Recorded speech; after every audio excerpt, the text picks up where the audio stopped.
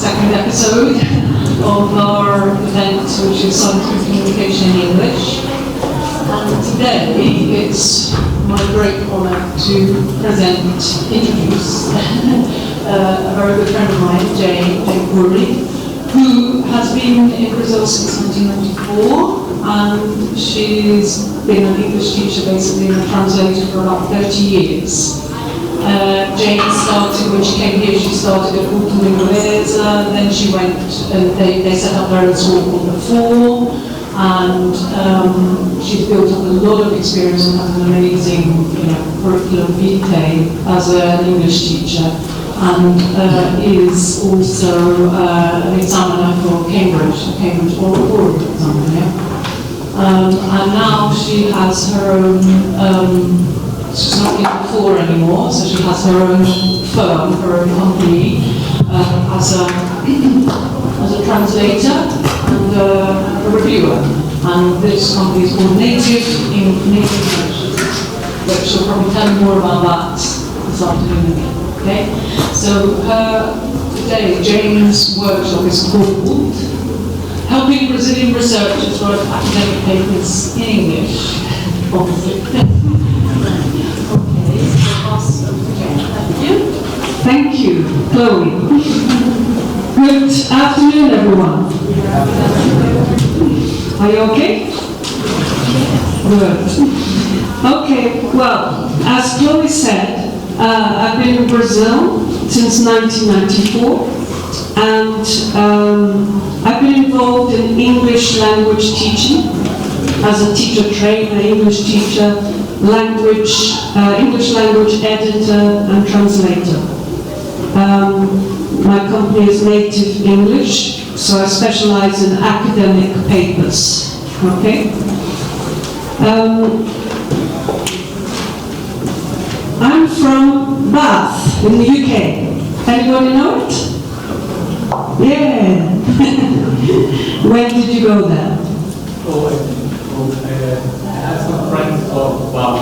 I've never been there. Oh, okay, right. Hopefully one day you'll go there. So Bath is a tourist city in the southwest of England, United Kingdom. Okay? And here you can see the Roman baths. Okay? The Romans built the baths a long time ago, the 7th century. And here you can see where Bath is. In the southwest, near Bristol. Anybody know Bristol? No? London? Yeah. Okay, so Bath is 2 hours from London. Okay. So let's talk a bit about the importance of English. Okay. Our country is so small you can hardly see it on this map. Okay, I can't point it, but it's up there. Okay, very, very small compared to Brazil, as you know. Okay, so obviously we speak English in the United Kingdom, and many other countries have English as their official language and as their second language. So here's a statistic. 1.5 million people. Great. Okay. It's there. 1.5 million people worldwide speak English, of whom only 375 million are native speakers. So me and Chloe are in the minority. Okay? You're the majority. There are many more non-native speakers, obviously, than native speakers. Okay?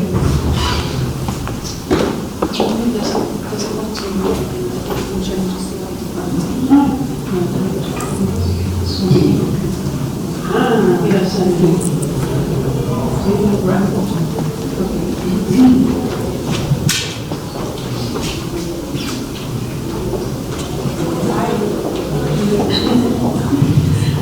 Okay, so the importance of English.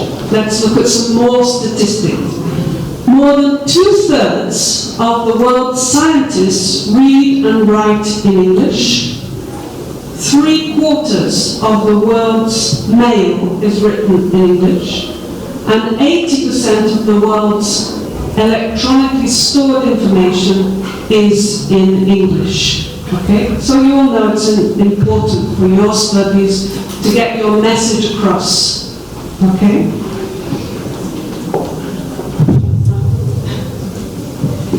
Okay, so let's talk a bit about good versus bad English. Okay?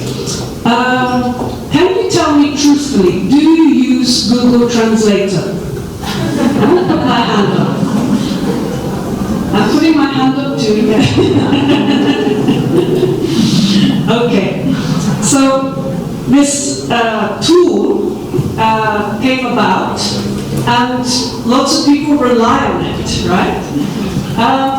But be careful with Google Translator, because sometimes it can ruin your life.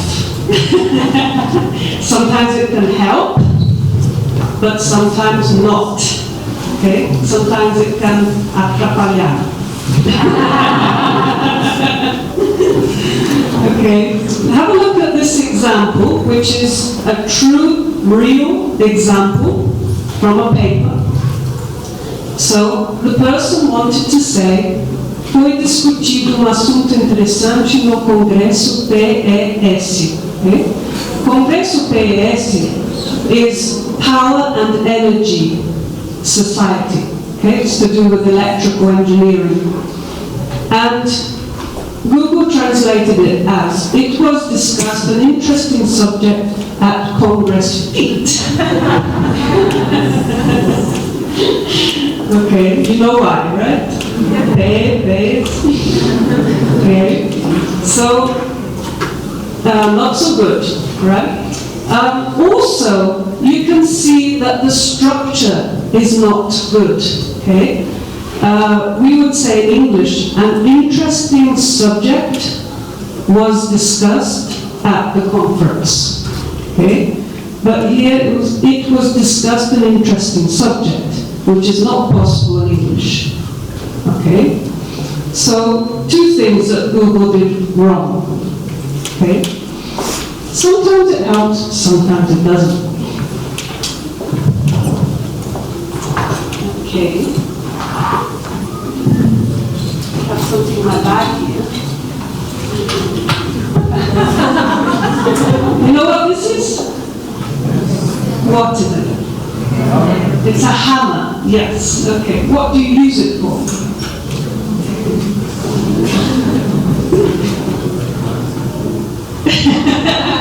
Not knocking someone on the head. You use it to bang nails into wood, for example, okay?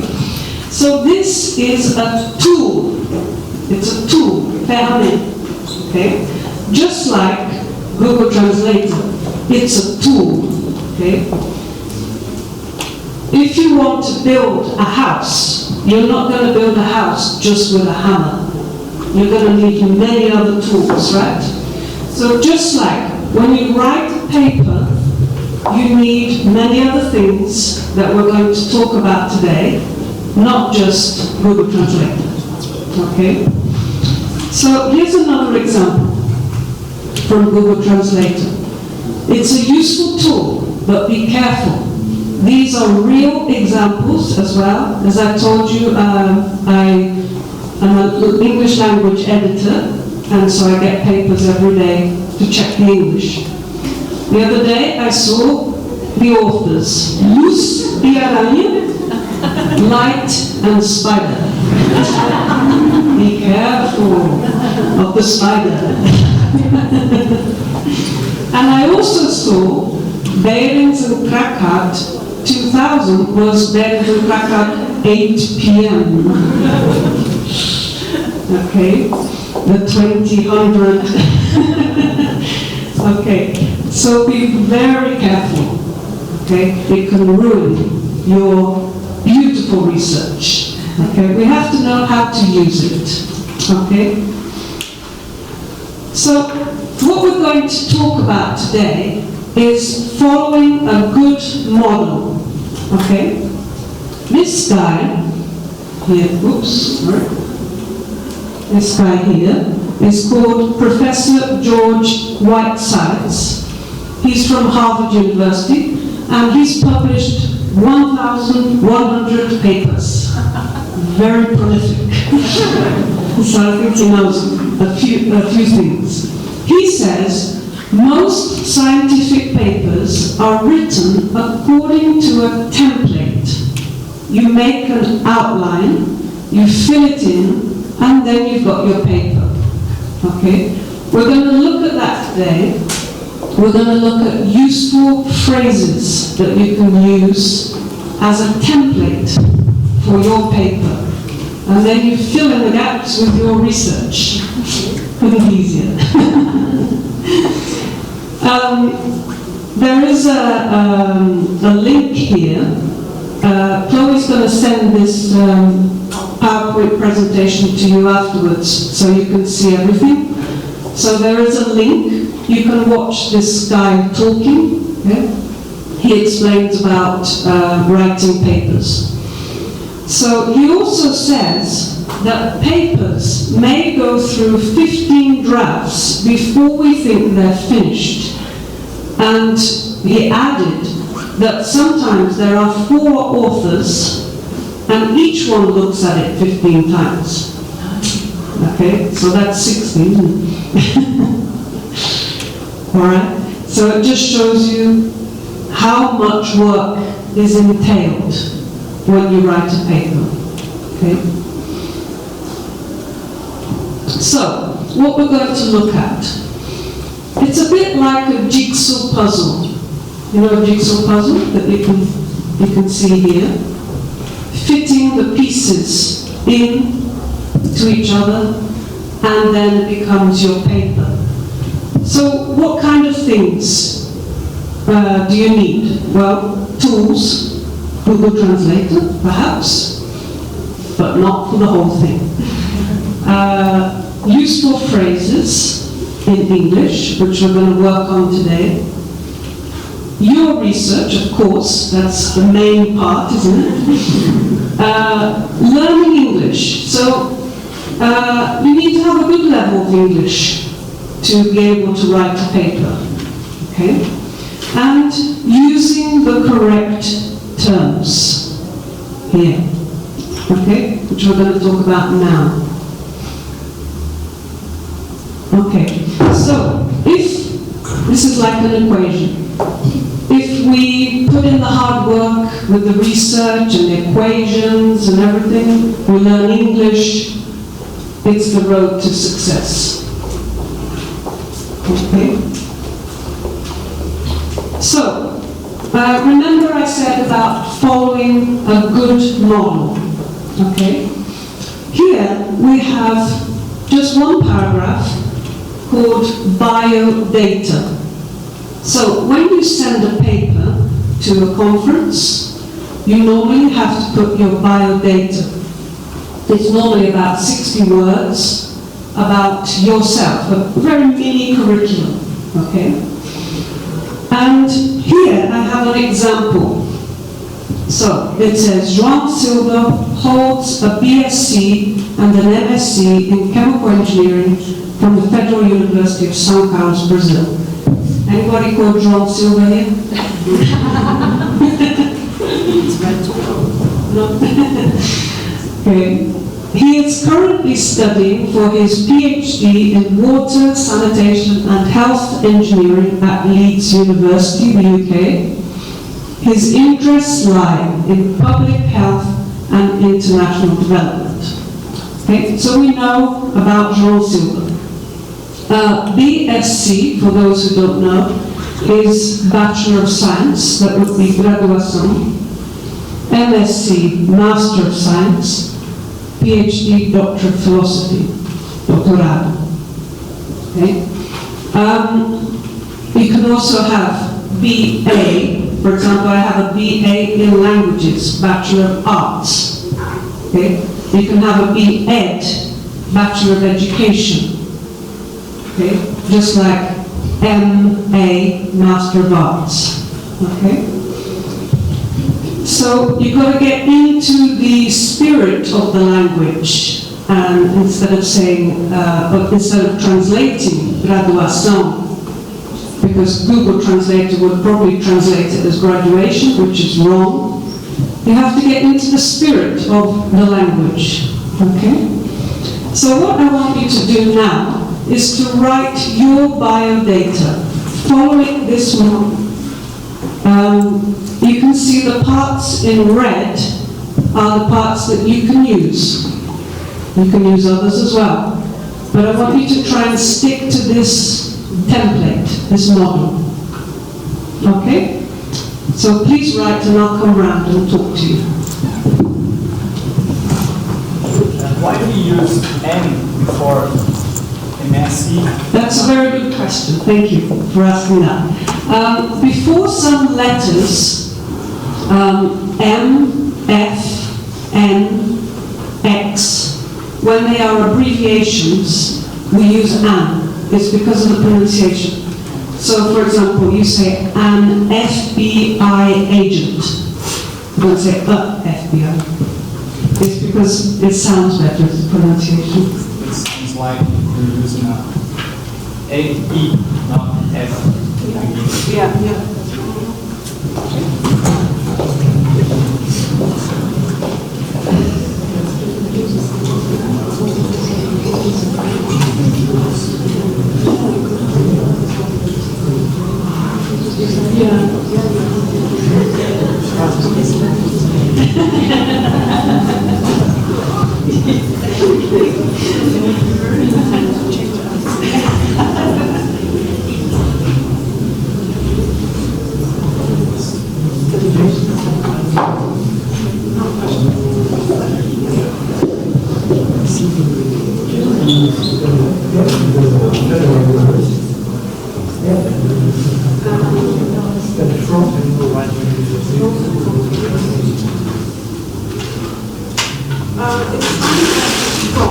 Because you've got he holds something from.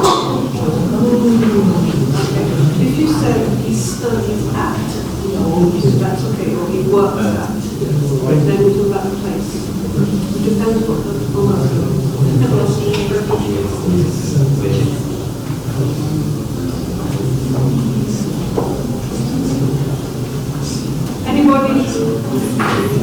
Anybody need paper, pen?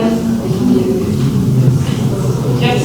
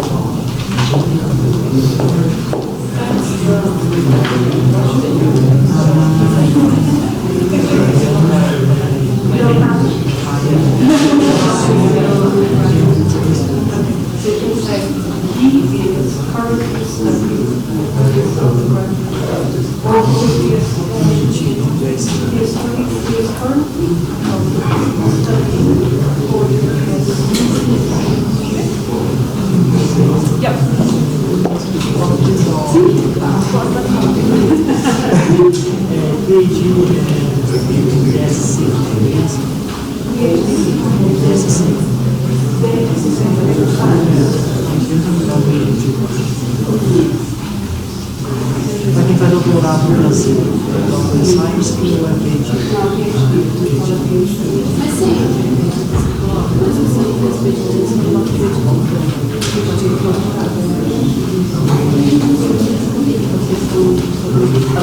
A gente não tem essa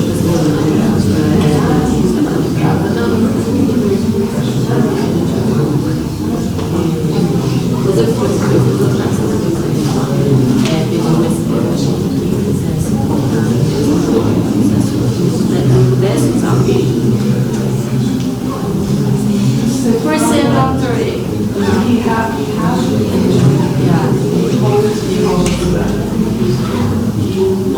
Okay, yeah, I thought it was maybe like doctor. Because here they don't have the pages as a doctor, it's just so you can contact the page. Doesn't have to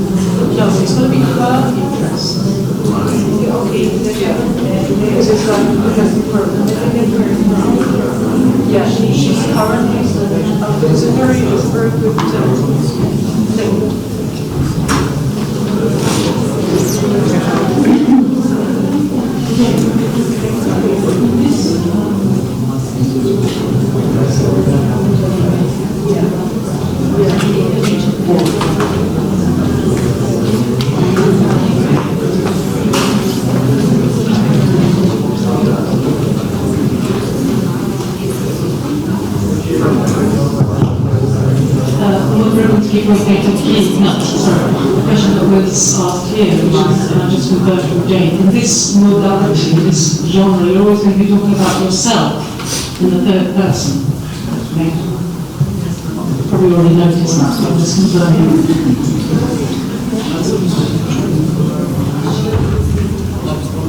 If you're a woman, it's going to be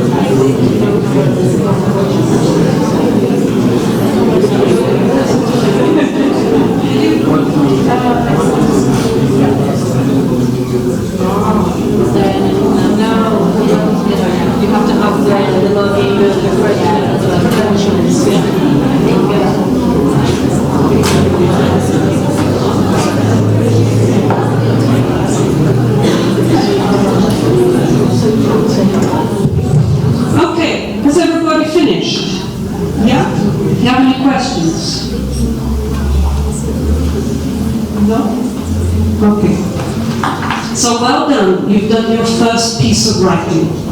Okay? Okay. So, let's carry on about writing a paper, an academic paper. Remember I said when we had the picture of the jigsaw puzzle to use the correct terms or terminology, okay? So for example, where is the best place to look? In the bibliography, okay? And when you look in the bibliography at books written in English or articles written in English, you have all the terminology there. So when you read an article, look at the bibliography at the end and start making a glossary of the main things in your area, okay? For example, we've got this reference, Cox S, Global Manufacturing and Innovation, a Supply Chain Perspective, okay? Now, this happened in the paper. The person wanted to say supply chain perspective, and they put in Google Translator this, and it came out as this. Because you know that Kadeya means jail. Okay? And all through the paper, it was jail. And this was the main subject of the paper. Okay? So I'm just giving you examples. So the best thing to do is to look at papers written in English, books written in English, okay? You don't have to invent the wheel. Okay. So, you're all involved in research, I presume. I'd like you to write down some names of books, titles of articles, keywords, anything you can think of in English in your area. Okay? So just write them down and talk to the person sitting next to you. Okay? If you want, you can look at your smartphones to have a look.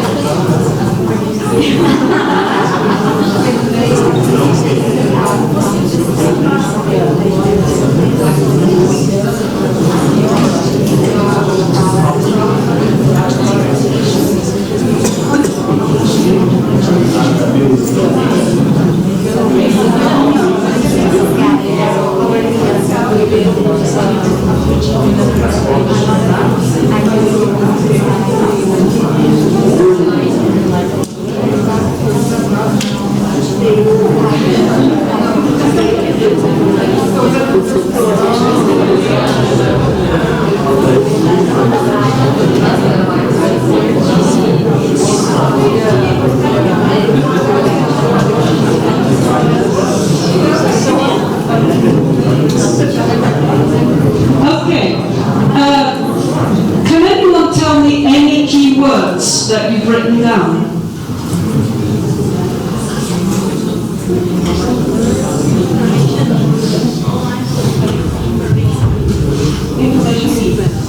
Information needs.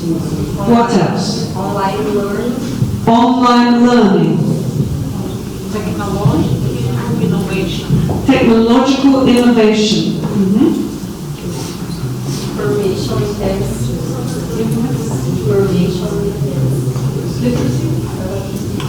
Information Information literacy.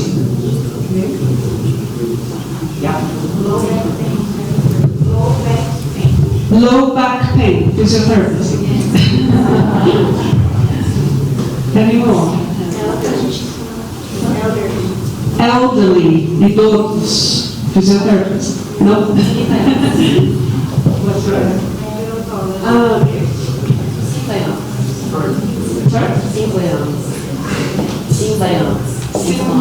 Symbionts? I don't know that one. Okay.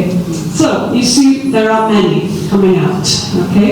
You don't have to translate them. They're there on the internet.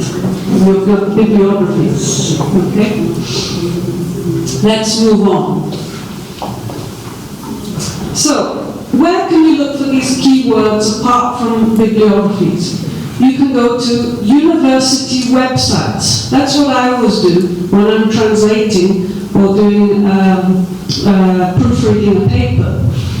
I go to a website in the UK, university website, or in the United States, and I look at the terminology of the courses that they have there. Okay? Or you can go to reference websites. Google Images is very good, and Google Scholar to find the correct terms. For example, in Google I put wastewater treatment. That's what you're studying. And Universities UK. And then it comes up with this terminology: water and environmental engineering, sanitation, water utilities, pollution control, sewerage, all of these keywords. Okay? And also Google Images. That's fantastic for technical terms. Okay? I don't know if you can see, but we've got influent and grit removal, solids disposal. Okay? It's all there. We don't have to invent the wheel. Okay? Okay, so we've talked about keywords, terminology. Let's talk about the abstract.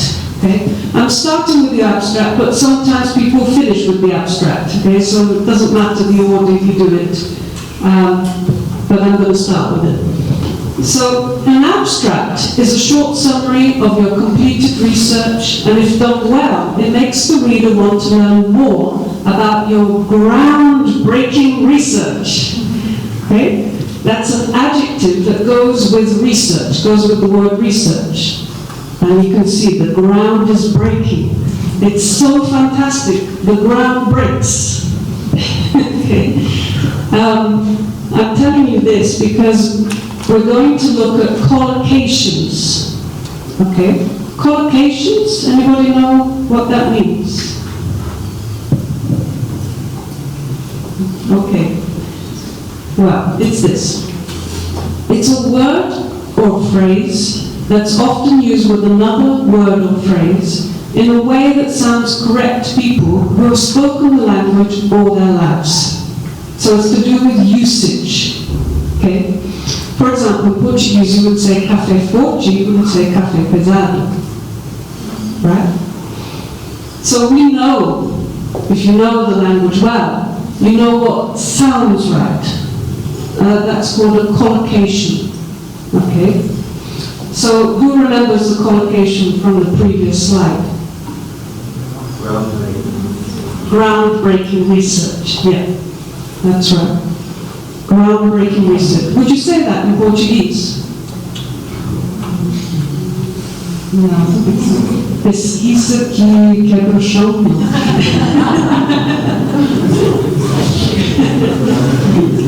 Sounds strange.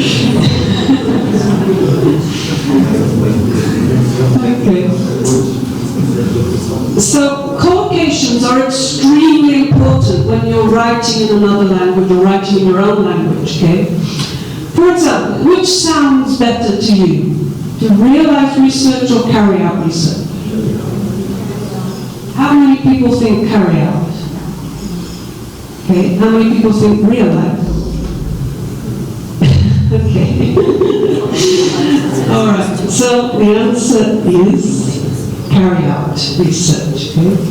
So in Portuguese you would say realizar pesquisa, right? In English it doesn't make sense. Realize means, for example, oh, I've just realized I left my cooker on at home. I must go. Okay, so it's got nothing to do with this. Okay, so carry out research. Which sounds better? In-depth research or deep research? How many people think in-depth? How many people think deep? Okay, half. The answer is in-depth. Okay. So it's what sounds right, what collocates. Okay? And I'll tell you two very, very important sources here. So the first one,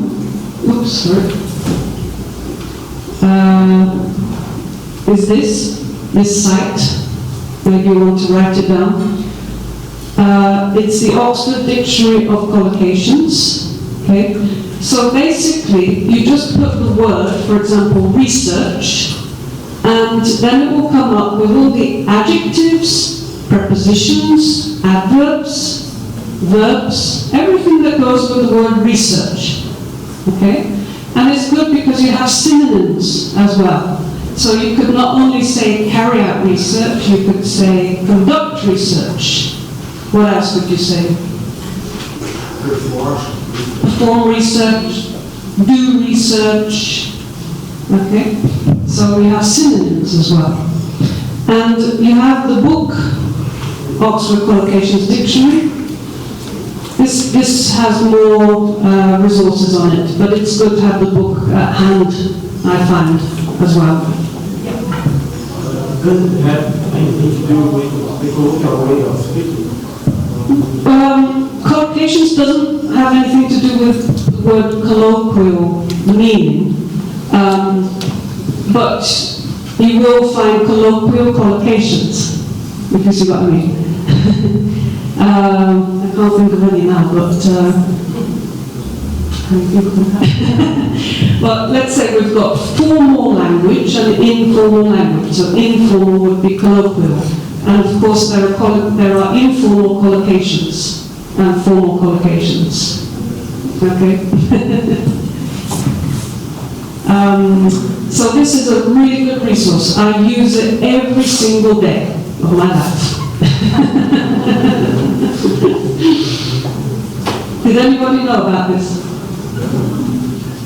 Yeah.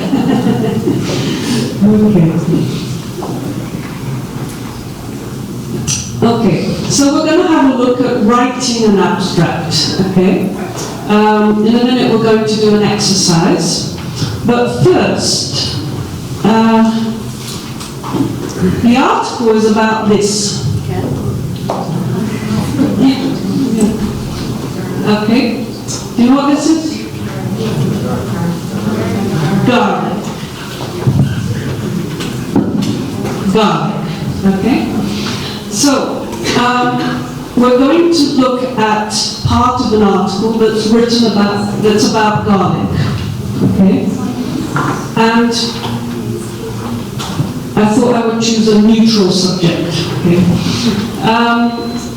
So, if we're going to study such a thing, we need to know some vocabulary, right?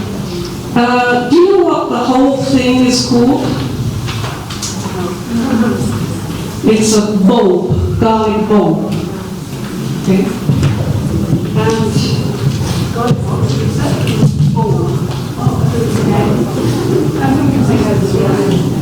And do you know what this is?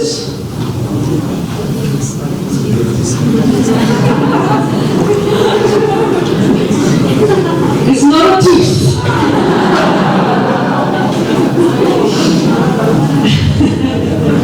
This is a tooth. This is a clove. Clove. Can you say clove? Clove. C-L-O-V-E. Clove of garlic. C-L-O-V-E. Okay? We have some verbs. What am I doing?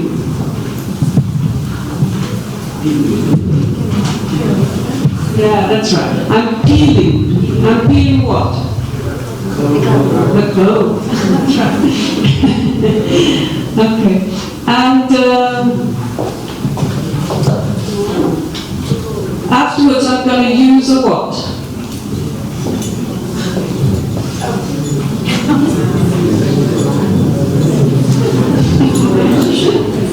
Okay, it's a garlic crusher. Crusher. Can we say crusher?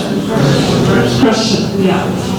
So if I put the garlic inside the garlic crusher, what am I going to do? Crush. We're going to crush the garlic. Okay? What else could I do with garlic? No, that would be crush. Slice. I could slice the garlic. I could chop the garlic. I could cut the garlic. Okay? So, just to give an example, if you're going to study something, try and get the whole glossary, all the vocabulary, think of all the possibilities, and look up the words, make a glossary. Okay? Now my hands smell of both. Okay. So, Chloe is handing out some paper. Okay. Who hasn't got one? Does everybody have a piece of paper? Yeah, I've got some more here for them. Okay. So the first exercise we're going to do is about collocations. Remember collocations? What are collocations? Words that go out together. Thank you for that. Okay, so we have the abstract. Can I just show on this piece of paper? You should have a piece of paper like this. Just this exercise on this side. Okay, you have some gaps. You have 5 gaps. Okay, So I'd like you to read the abstract and try and fill in the missing words. You talk to your partner, okay?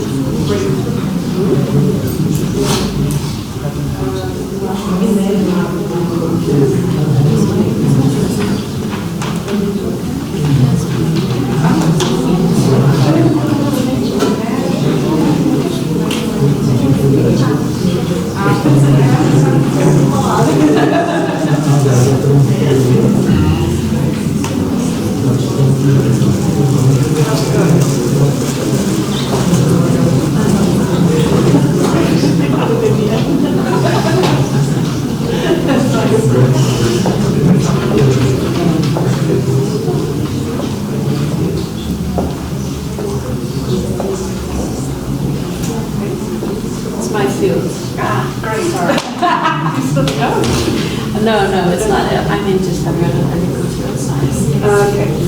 So you're familiar with this?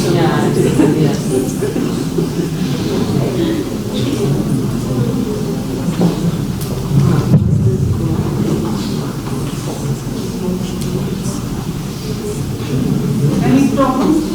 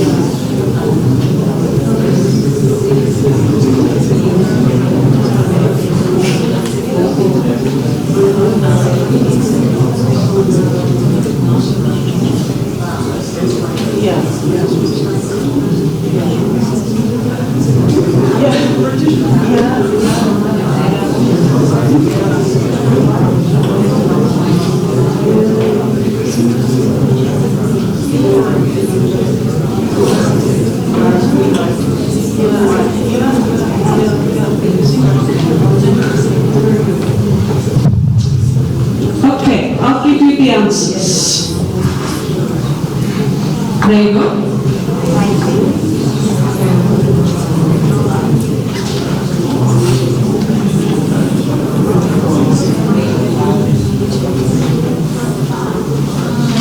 Okay? Did you get them right? Yeah.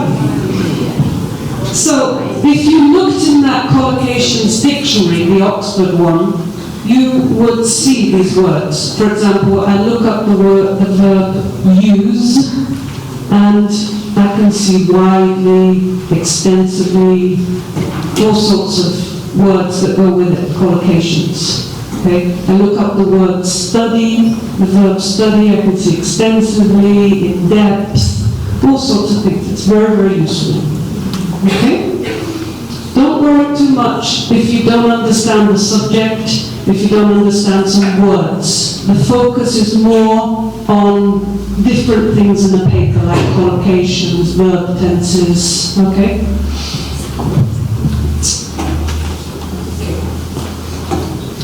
So, remember we talked about following a good model rather than using Google Translator. If we look at this abstract, we can take some phrases and use them in our research. For example, here it says garlic has been widely used throughout history as. Okay? But you could replace garlic with something from your research. For example, tires have been widely used throughout history. What else could you say?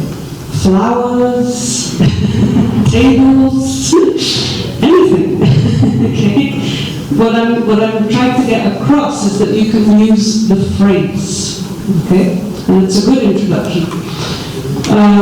It has been shown that, we see that all the time in papers, considering the number of, okay, this is just from this abstract.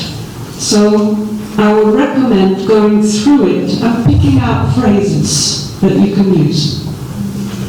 That's not plagiarism, by the way. You're using language for academic papers. Okay? Now, where can I find more phrases like this? Well, I'm going to be showing you some useful phrases which come from this link, which is excellent. These phrases come from this link, and they're to do with writing an introduction. It is widely known, it's widely accepted that recent research has shown that this study investigates, describes, examines, presents, gives you so much rich language. And often we want synonyms because we say presents, presents, presents, right? So here we have everything. Okay? So this link is great. Okay, so let's talk about writing an introduction. We're still talking about garlic. Okay? So this is the introduction of this real paper. It's a real paper. Garlic has been used throughout history. Now, I didn't use is used. Why not? Can anybody explain? Because is bread. We're talking about history. Okay, okay. So, yeah, you've got a point. We use the present perfect here, has been, okay, has been used. Here it's in the passive, because we're talking about the past to the present. Okay, that's when we use the present perfect tense. Okay, and because we've got the words throughout, that gives you a clue, because it's throughout, from one point to the next. Okay? So we have to use present perfect here. A bit further down, here, recent research has revealed, or have revealed, many different benefits of garlic on human health. Which would you use? Has revealed or had revealed? If you want to read the whole thing just to get the idea, you can tell me.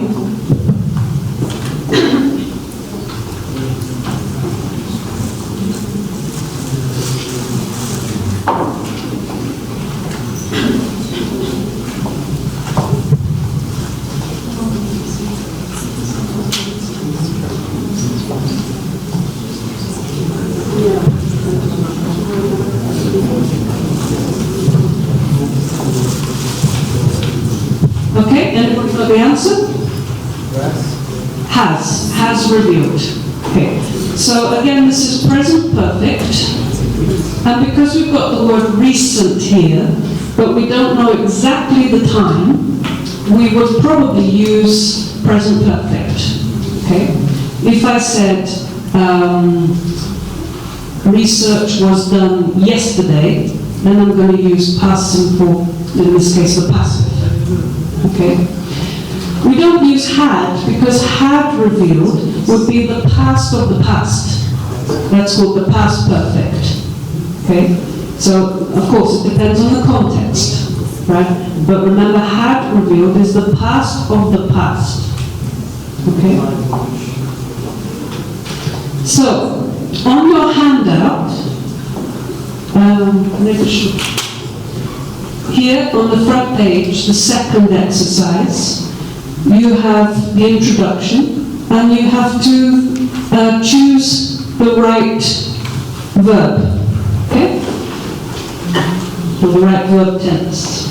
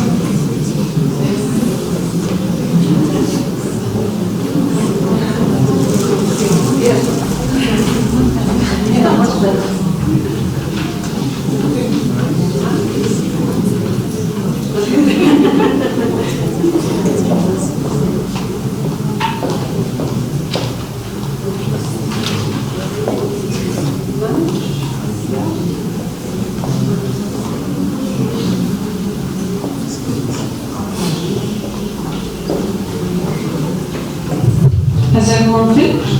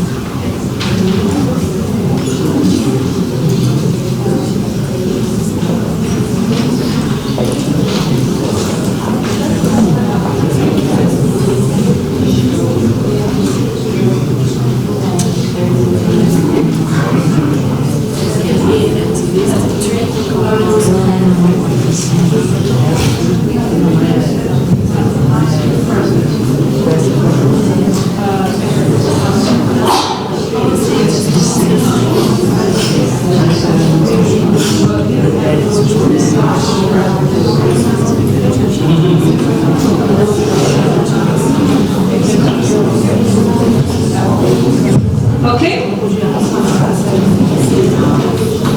Any problems?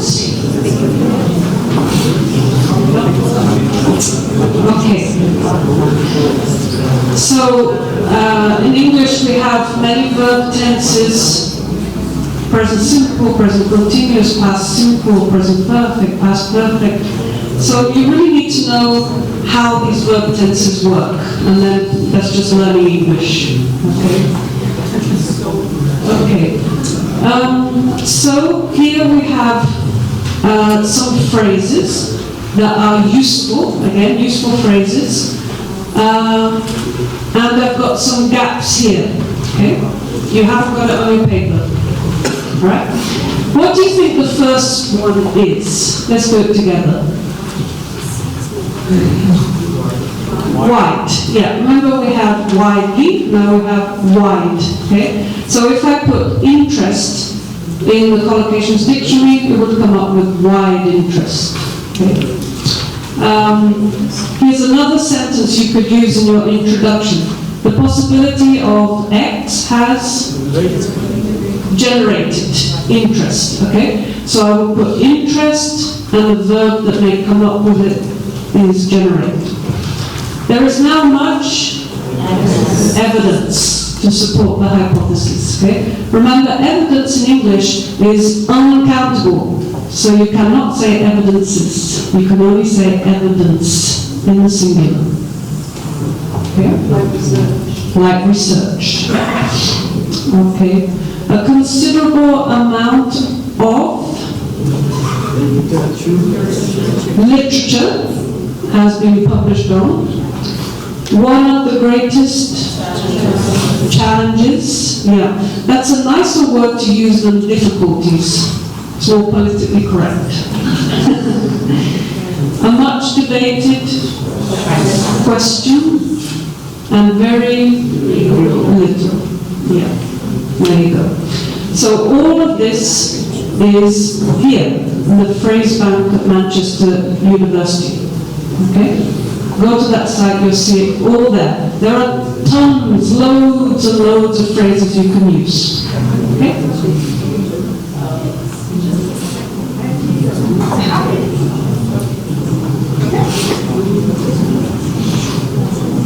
Okay, so the next part of the paper is the material and methods normally in a scientific paper. Okay, we're still talking about garlic. Okay, so materials, garlic samples. Non-organic, organic and elephant garlic cultivars were purchased from Wegmans supermarket. So we're talking about what we did in the experiments, okay?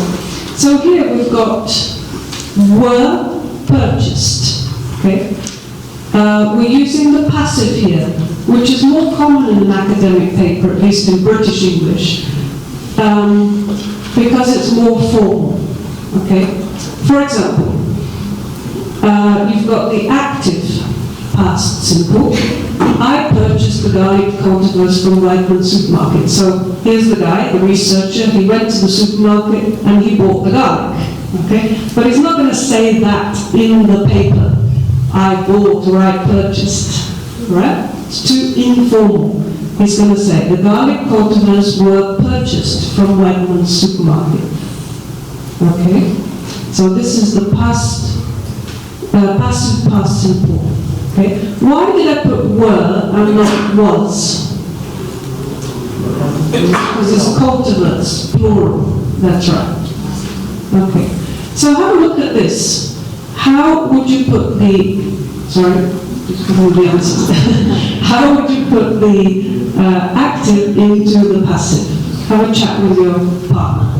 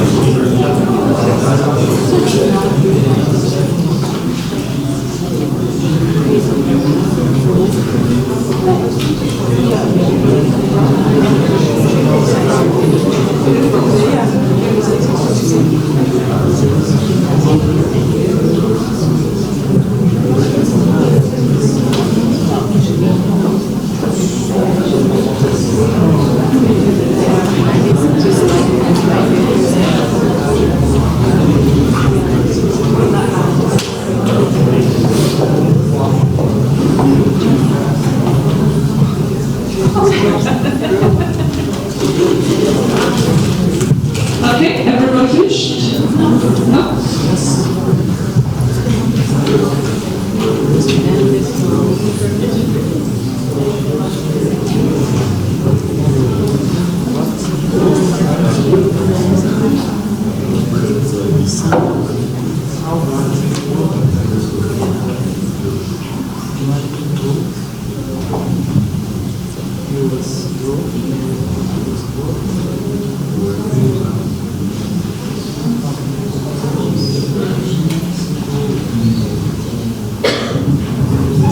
Okay, I'm going to show you the answers. So the first one, 2 cultivars were grown. Okay. An analysis of garlic samples was performed. Why is it was, not were? Analysis, singular. MSD ChemStation software was used. Software is normally uncountable, so we use was. Okay. Normally we would say a piece of software to make it countable.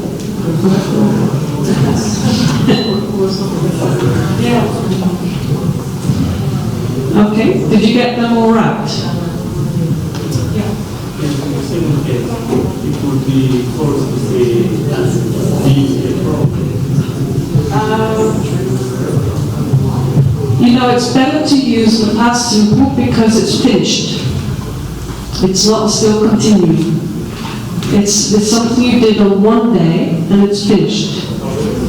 So often you find in the materials and methods section the past simple. Not saying all the time, but common, okay? I was just talking to Chloe about the difference between British and American English. So the British prefer to use the passive because we're a bit more formal. Americans are a bit more casual perhaps. And sometimes they like to use more the active. Okay, so you might see we reviewed, we described, okay? I think Shu was talking about that yesterday. Yes.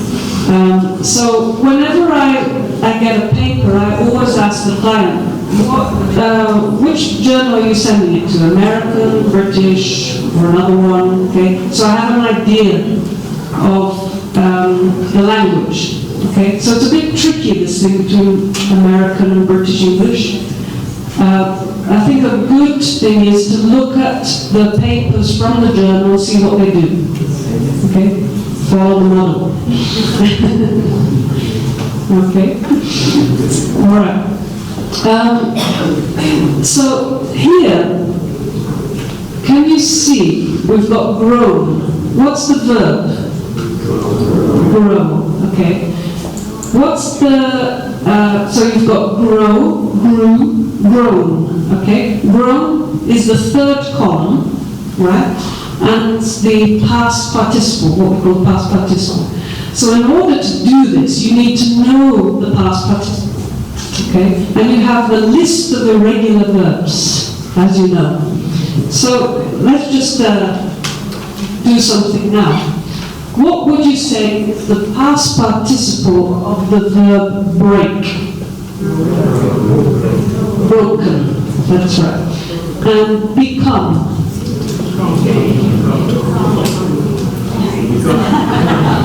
Became or become?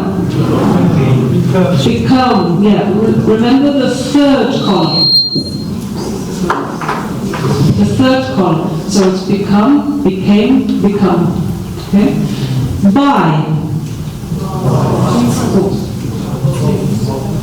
Hello? Yeah. Is it okay? Do. Done, yeah. Know. Known. Make. Made. Put. Run.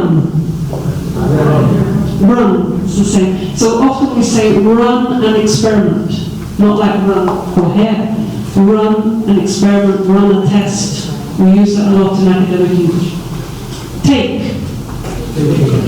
Taken. Understand? Understood and write.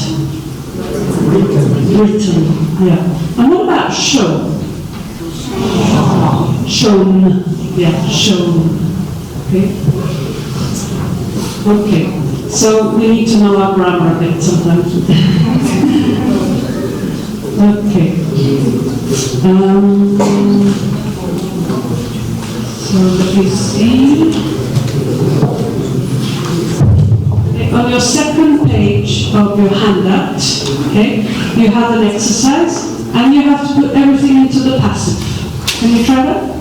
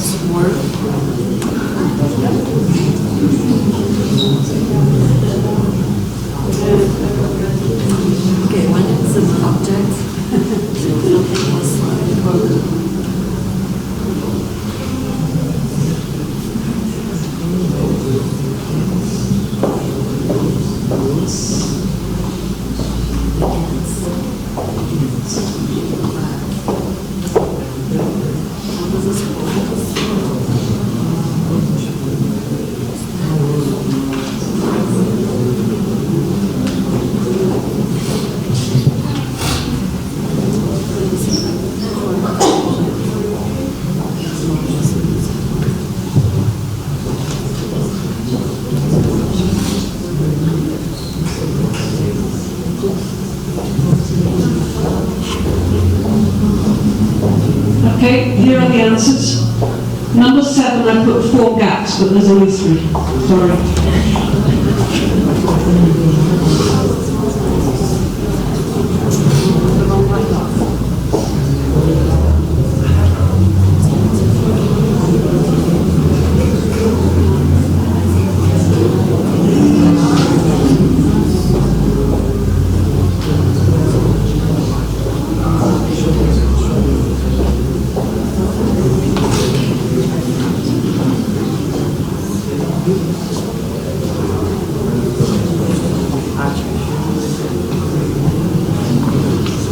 Any problems, doubts?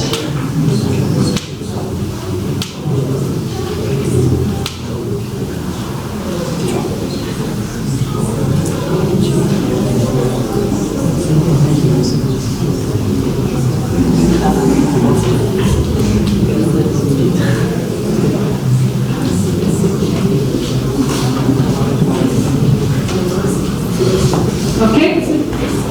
So what's the past participle of cut? Cut. Okay. Most of those are regular. Just never cut it off. Cut it off. In this context? I mean, it's just, there was another space and I use it because it's off. Yeah. You know? I mean, when you use it, it could No, be. it was my mistake that I put four lines. Okay. There should be 3. But could I use it? It wouldn't make sense Yeah. because you've got ends, which is Right. Okay? What should be used was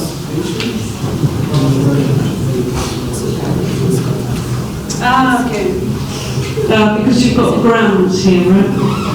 Yeah, it's a bit controversial actually. Sometimes I see it plural, sometimes I see it singular. When you have G or just a letter for a measurement. So I think you could probably use either. Okay. Okay. Okay, so some more useful phrases. This time I have another exercise for you. These are phrases you can use in the materials and methods section. So the first one, the design of the questionnaires was based on. Okay, what do you think the second one is? Review, yeah, systematic literature review. Okay, so it's not review of literature, it's a literature review. Okay? 5 individuals were excluded from the study. The experiments were run, that's right, using software. And the first step, oh, you're so good. Brainy people. So all of this again comes from Manchester University. Not Manchester United, but Manchester University. Okay, and there are loads and loads of phrases you can use. Okay, so let's go on to the next part, results and discussion. Okay, so carrying on with the paper. Figure 1 shows the results of the principal component analysis concerning the garlic samples analyzed. Although a number of PCs can be calculated, only 2 were required to explain most of the data variance. Do you know why I put this word although in blue? Is it a connector? It's a connector. Yeah, great. It's a connector. So connectors are really great to stick everything together. Okay, we're going to look at that now. So here we've got although. Another example. Although the material was hard, it could still be used. So when we use although, we need a clause. A clause is a subject and a verb. So although the material was hard. Subject or noun plus verb. Okay. We could also say despite But be careful with despite, because it can be used in 3 different ways. Okay? This is where, if you're going to translate from Portuguese, it wouldn't work. You have to know about the grammar, English grammar. So we've got despite plus ing. Despite being hard, the material could still be used. Despite the fact that plus a clause. Despite the fact that the material was hard, it could still be used. Or despite plus a noun. Despite the hardness, the material could still be used. Okay? So we're saying the same sentence in different ways. We could also use in spite of to replace despite. But then we need the preposition of. Despite doesn't have a preposition. Okay? So, let's have a look. I'll give you a challenge now. Here we have another sentence. Although it was difficult, a solution was eventually found. How would you write that in those 3 different ways?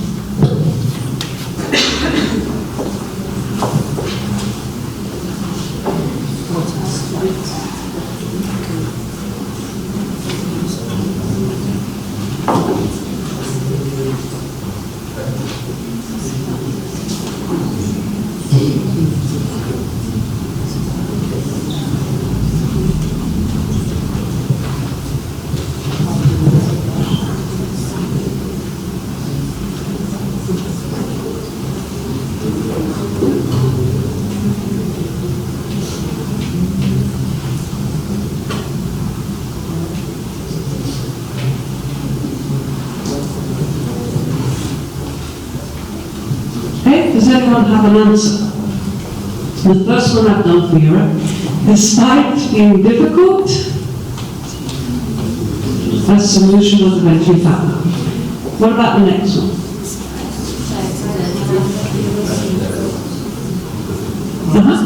Despite the fact that it was difficult, a solution was eventually found. And the last one. That's correct. Despite the difficulty, a solution was eventually found. Okay? So sometimes connectors, you need to know how they work. Sometimes you can just translate, literally, but others, they work in a particular way, which may not be the same as Portuguese. Okay? Another challenge for you. Here's some connectors. Of course, there are many, many more. But what do you think these are? Have a chat to your friend.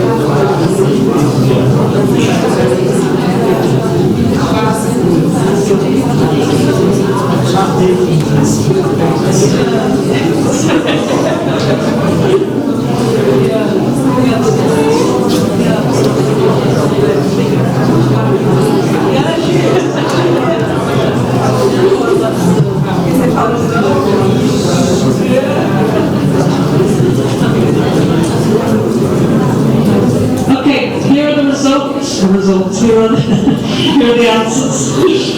Okay, sounds like Eurovision song. Okay, did you get that?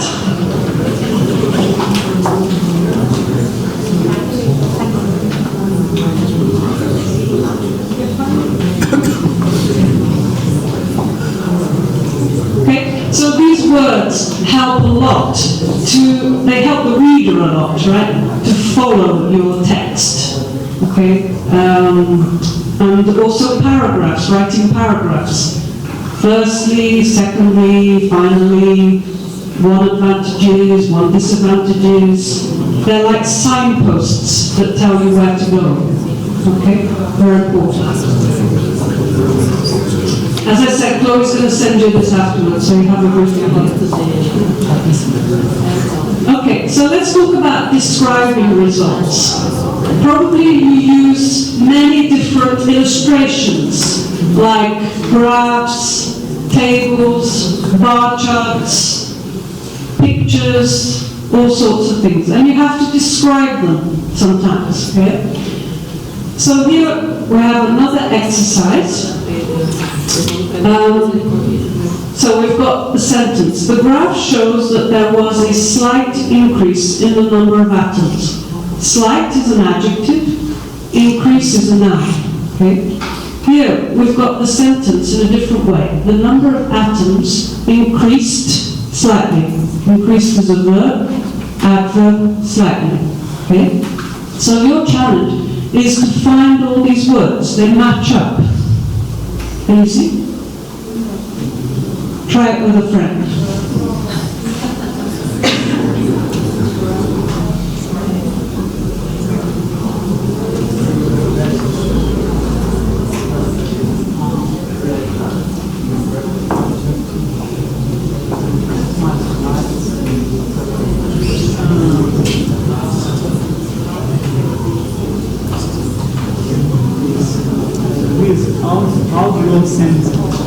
All rules have same means of light or increase. All rules have the same light.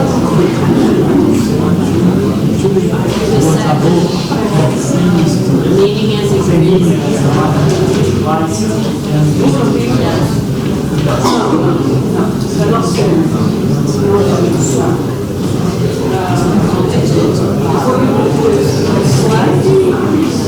increase slightly. That's it. Rise.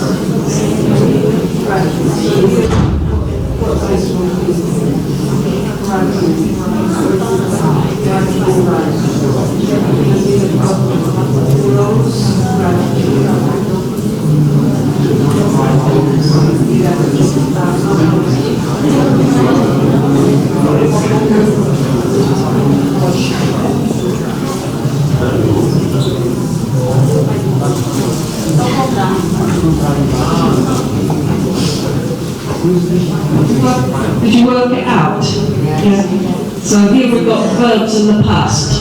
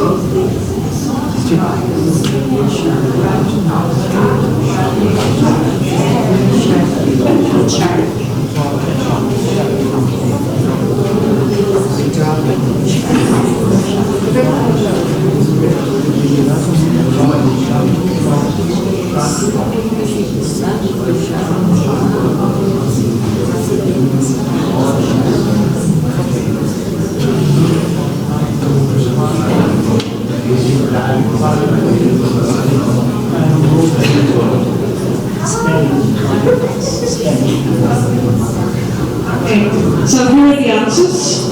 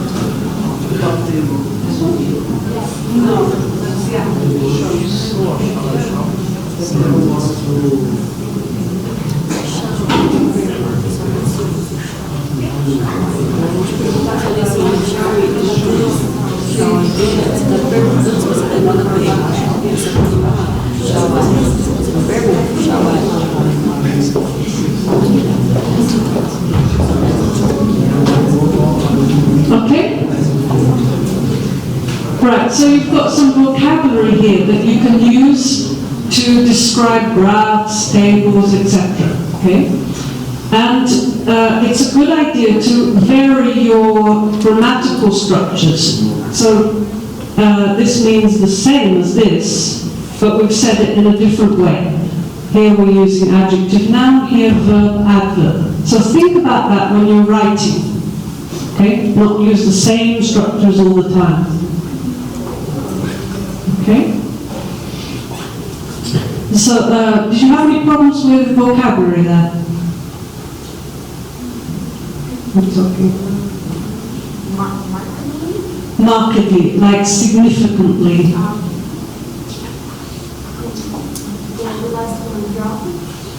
Okay, drop means to fall.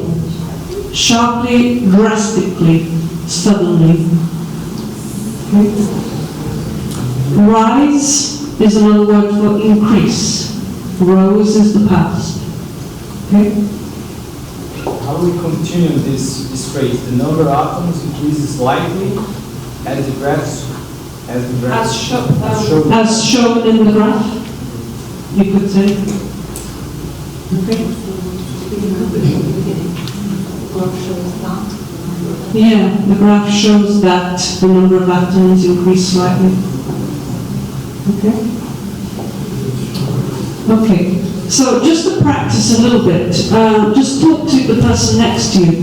How would you describe these lines in this graph using that vocabulary? Okay, this shows the rates of smoking in some land. Men and women. Okay, so the men blue, women pink. Okay, how would you describe the lines?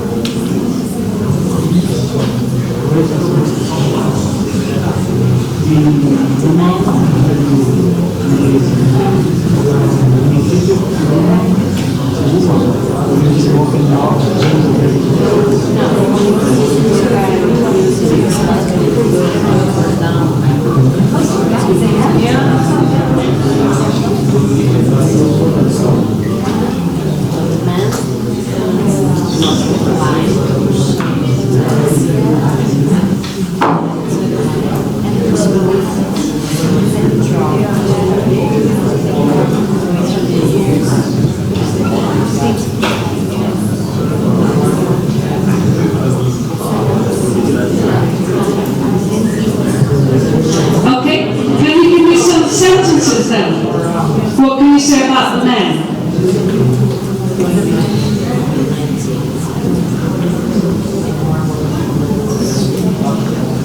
The number of male smokers decreased. How? Slightly, steadily, continuously. Okay. And what could you say about the women?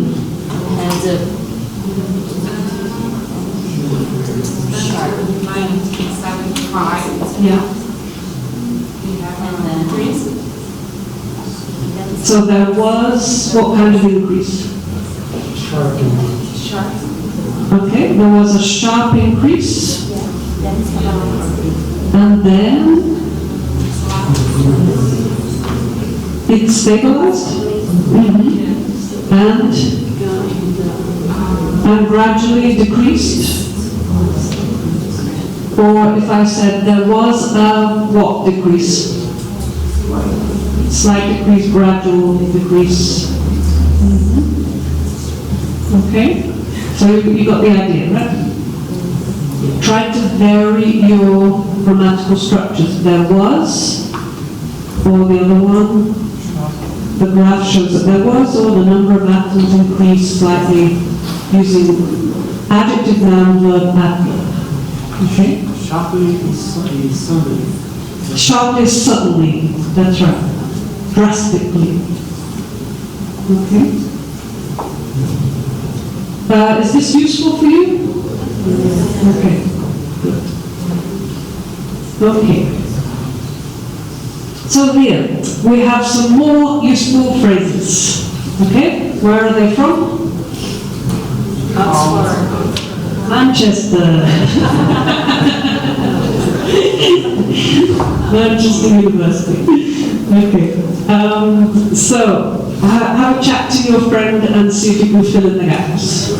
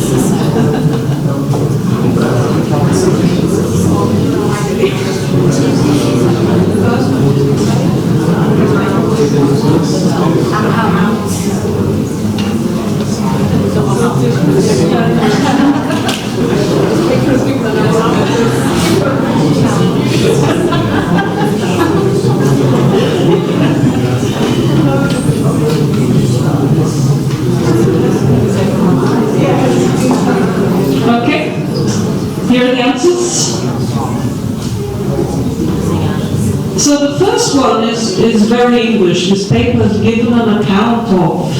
It's very good, isn't it? Very lovely. This article has explained the central importance of. This article has investigated, described, explained all sorts of things. Okay? And the last one is interesting too. The following conclusions can be drawn from the present study. So you say to draw conclusions, not to draw conclusions, but to extract. Okay? Draw conclusions. That's a really nice one you can use in the conclusions. Okay? So it's from Manchester. Okay? What would come after the conclusions in a paper?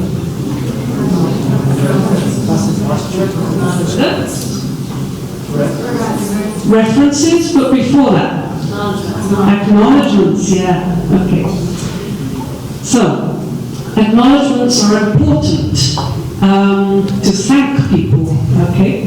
I'm going to dictate to you some acknowledgements. I want you to write it down. Write down what you hear. Dictation. Are you ready?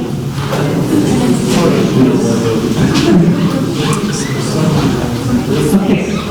The authors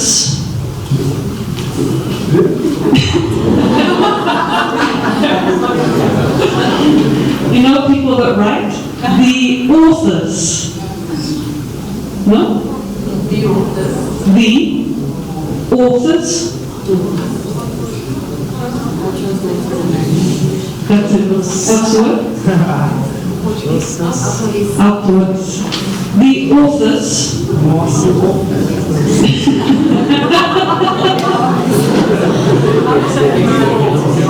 4 birds. They'll do a good impression. Okay. The authors would like to thank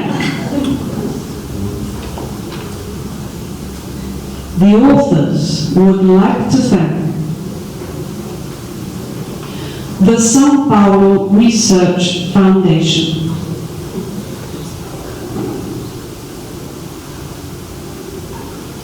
the São Paulo Research Foundation, bracket, no bracket, parênteses, FAPESP, close bracket.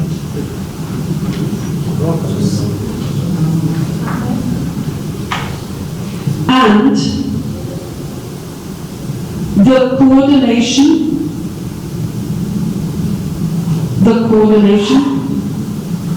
for the improvement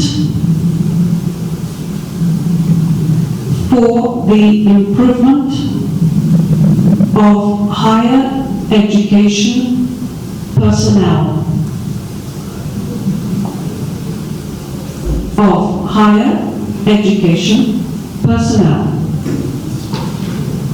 Open bracket, CAPIS, close bracket. For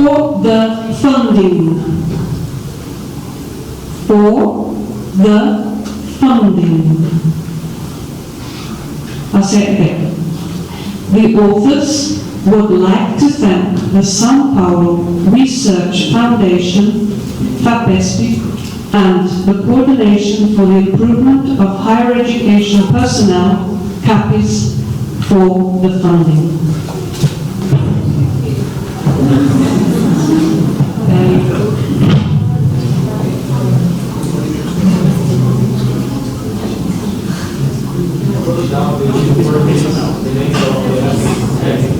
Okay, so somebody asked, can you write down the names in Portuguese? Yes, you can, it's okay. But you remember you're sending this to somewhere abroad, right? So the more you can put in English, the better, I think, because they're not going to understand. And these words, these agencies have already been translated. They have sites and everything is in English. The actual thing has been translated. Okay.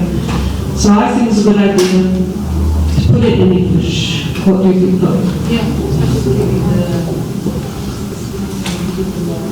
Yeah, if you're giving it, obviously give the abbreviation afterwards. Yeah, of what it is. The abbreviation in Portuguese, yeah. You can even put the words in Portuguese if you want to.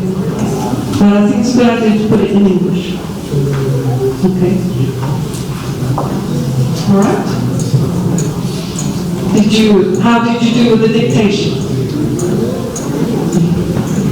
And how do you say this word? Authors.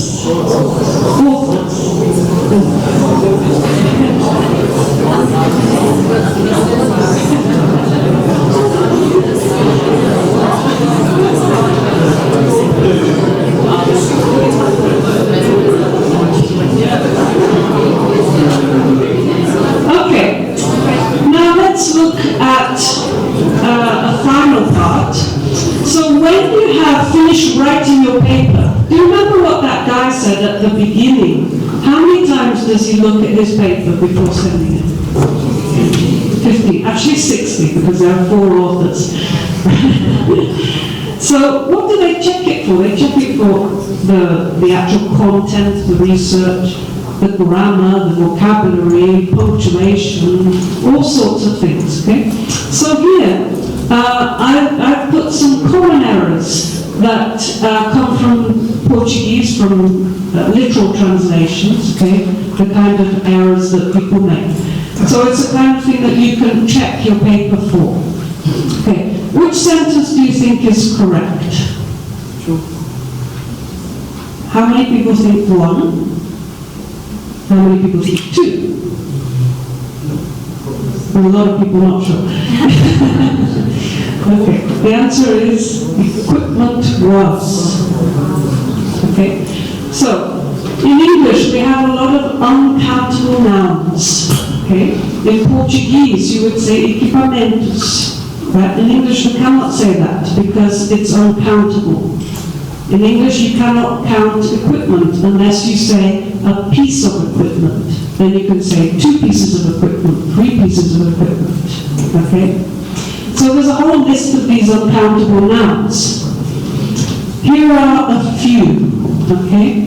What do you think the first one would be?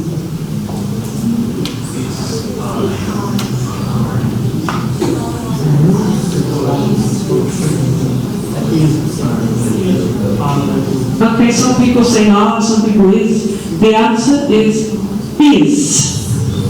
The news is. Okay? News, although it ends in S, is uncountable. So with uncountable nouns, you have to use the single verb. Okay? What about number 2?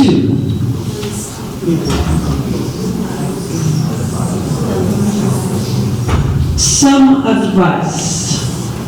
Some advice. Again, uncountable. Conselho, conselhos. In Portuguese you can use S, in English you cannot. Okay. Number 3.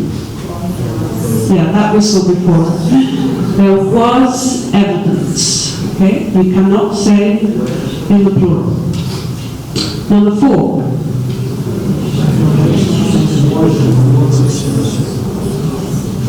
Okay, the information from the book was. Okay, not possible in the plural. Number 5.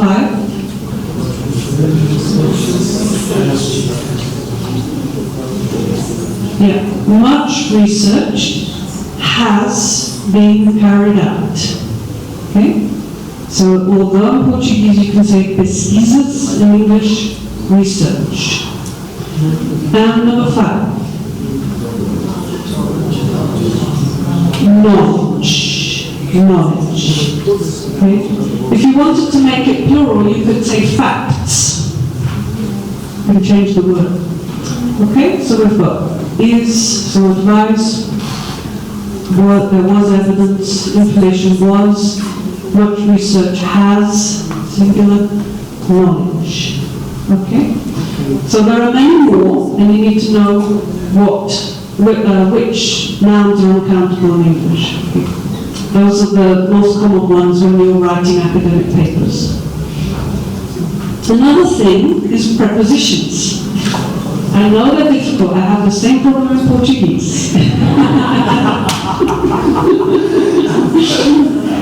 So, what do you think about these? The methodology consists of.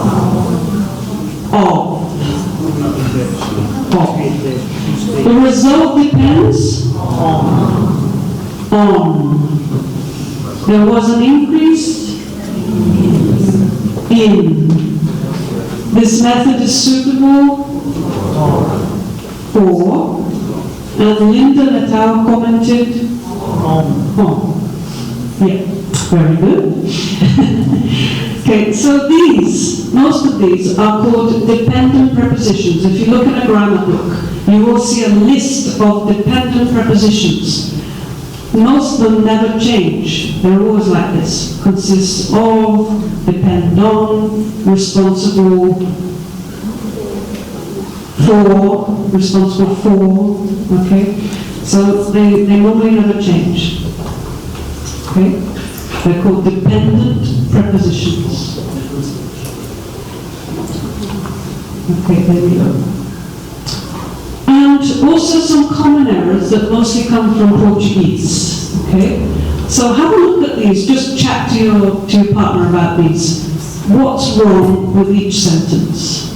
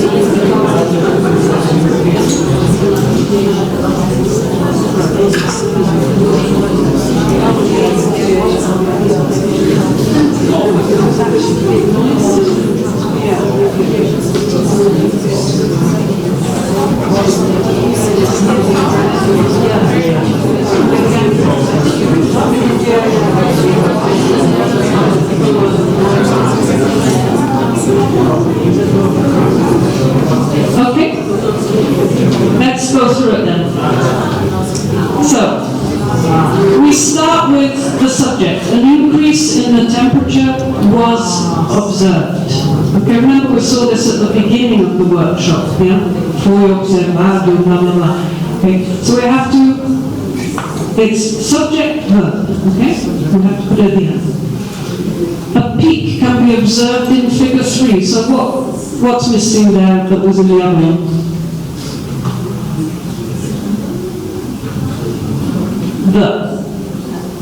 No, sorry. A peak can be observed in figure, oh, hold on a second. Oh, that's my mistake, error. There should be the there.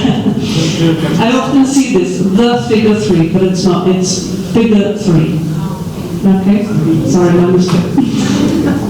The study was conducted in the USA, so now we need the, because there are some countries that require the. The USA, the UK, the United Emirates, everything with United. The Philippines, the Lebanon, normally islands like Philippines, they're normally the. Okay? So, again, you just have to know that, all right? But, for example, if you say Brazil, there's no the. If you say France, no the. Okay? There was a significant decrease in the number of unemployed people. So, this word, pronounced, I think that would be a translation from Portuguese, but we wouldn't say that. We'd say this significant or marked. Okay? And the table is shown on page 3. So many people think it's showed, but it's not. It's shown because it's the third column, remember, past participle. Okay? So these are the kind of errors that come up again and again because of Portuguese, it's natural. Okay? Okay. So let's just test your academic vocab.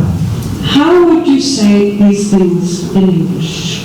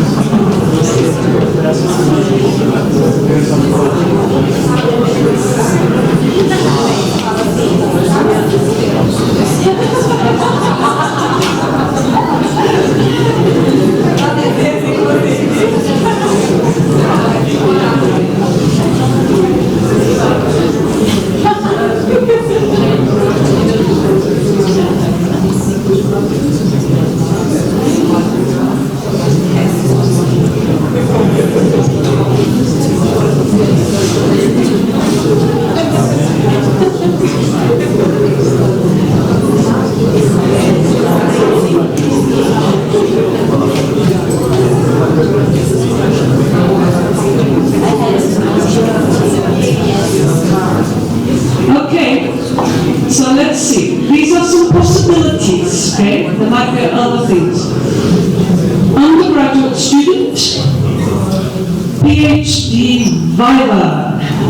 It's not Viva. Viva. Okay.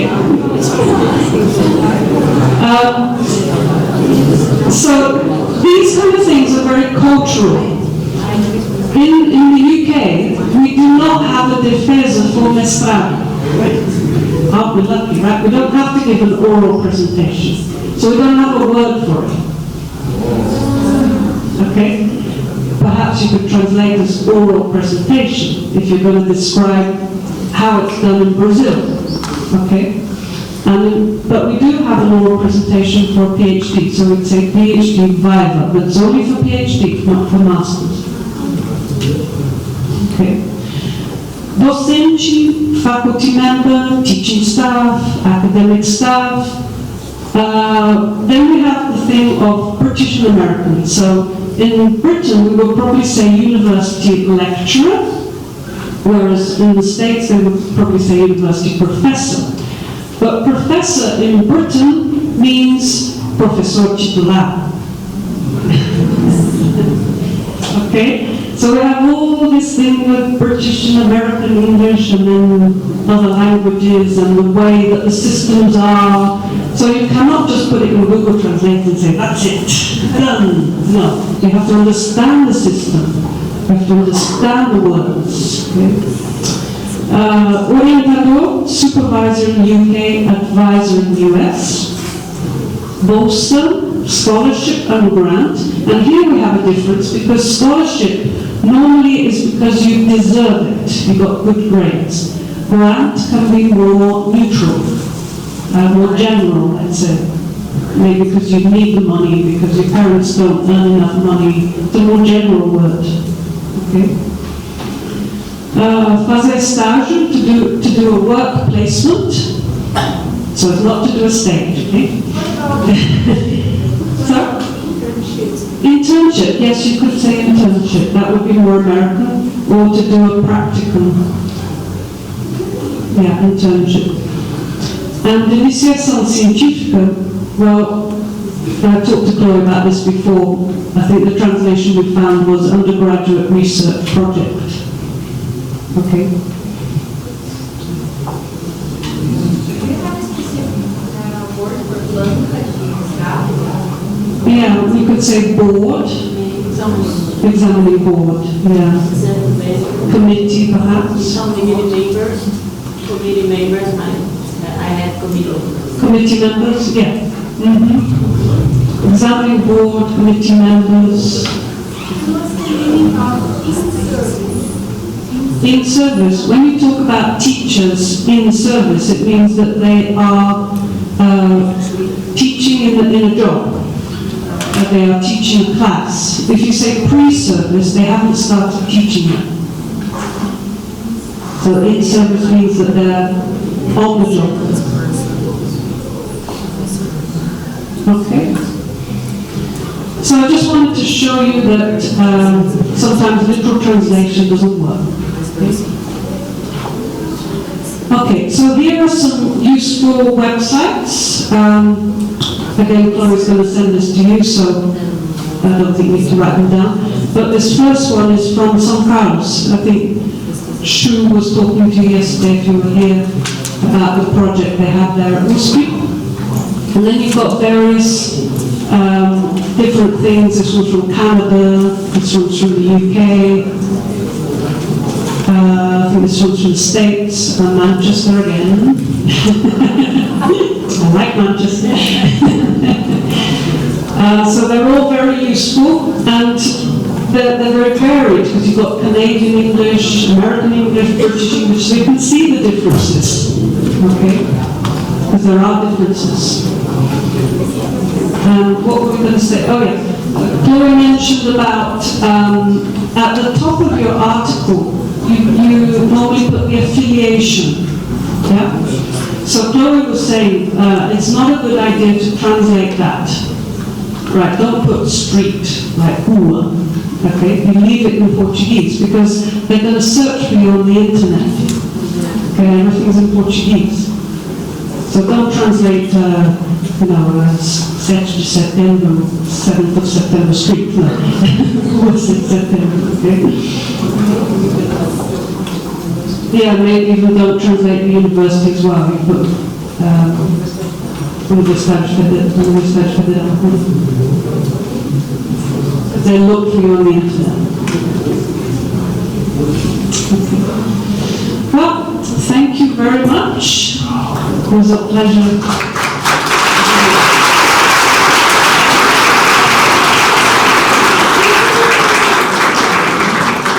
There is just one more thing. We're going to have a raffle. You know what raffle is? Sorteio. This is a book I wrote. I work a lot with English teachers. I'm a teacher trainer, and it has lots of exercises for improving your English speaking activities. If you're an English teacher, it may help you. Somebody in this room has a piece of paper underneath their chair that says congratulations. That lucky person is the winner.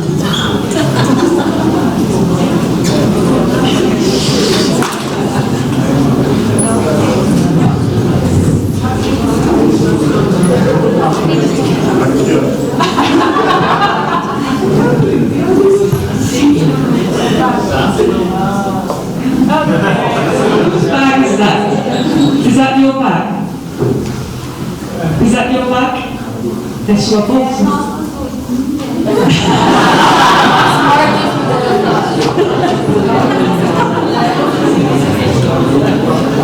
Congratulations.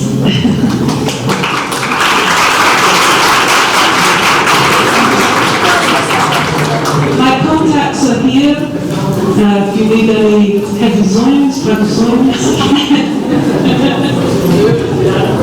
Okay, thank you very much indeed, and thank you very much indeed, Jane. It was really great, and lots of useful information. And just to remind you that the next workshop with Jane is going to be on Thursday at 9 o'clock, 9 p.m. And then on Friday morning, another teacher of English and translator, and Shirley, and she'll be talking at 9 as well. Okay, so thank you very much, and see you on Thursday, maybe. Bye.